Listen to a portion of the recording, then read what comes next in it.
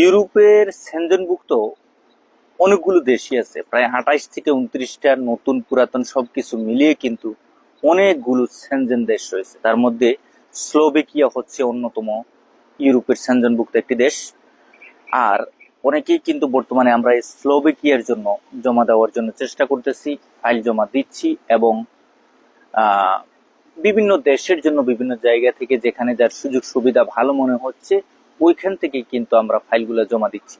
তো যাই হোক, এক ভাই প্রশ্ন করেছে যে ভাই আমি সৌদি আরব আছি, সৌদি আরব থেকে আমি স্লোভেকিয়ার জন্য ফাইল জমা দিয়েছি এবং আমি যে জমা দিয়েছি ফাইলটা আমার 1 থেকে 1.5 মাস হয়েছে। আসলে সৌদি আরব থেকে এই স্লোভেকিয়ার দেশটির জন্য জমা দেওয়ার ক্ষেত্রে যে সময়টা বা আসলে ভিসা পাওয়ার ক্ষেত্রে যে পসিবিলিটি, সেটা আসলে কি ধরনের একটু বিস্তারিত বলার জন্য দেখেন, সৌদি আরবে যদি আপনার স্লোভেকিয়া এম্বাসি থেকে থাকে এবং সৌদি আরব থেকে স্লোভেকিয়া যাওয়ার জন্য এম্বাসির তরফ থেকে আপনি একটি মেইলের মাধ্যমে বিস্তারিত বিষয়বস্তু জানতে পারবেন এবং সৌদি আরব থেকে স্লোভেকিয়া যাওয়ার জন্য যে ধরনের রিকোয়ারমেন্টস গুলো প্রয়োজন, যে ধরনের কাগজপত্র বা স্টেপ বাই স্টেপ আপনার কি করা লাগতে পারে, এই বিষয়গুলো সম্পর্কে অবশ্যই আপনাকে খেয়াল রাখতে হবে। কি কারণে খেয়াল রাখতে হবে?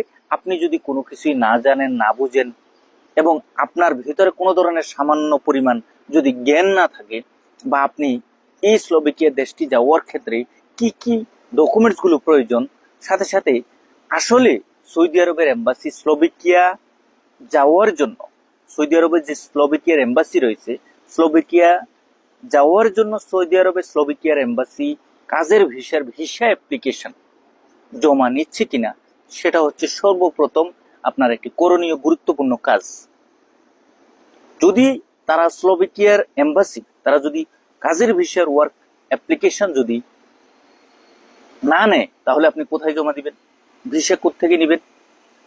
অবশ্যই এম্বাসির পারমিশন বা অনুমতি আপনাকে নিতে হবে এবং পরিষ্কারভাবে আপনি জানতে হবে যে হ্যাঁ ঠিক আছে, আমি কাগজপত্র এনে সৌদি আরবে স্লোভেকিয়া এম্বাসিতে আমার কাজের ভিসা অ্যাপ্লিকেশন সাবমিশন করে ভিসা নিতে পারবো।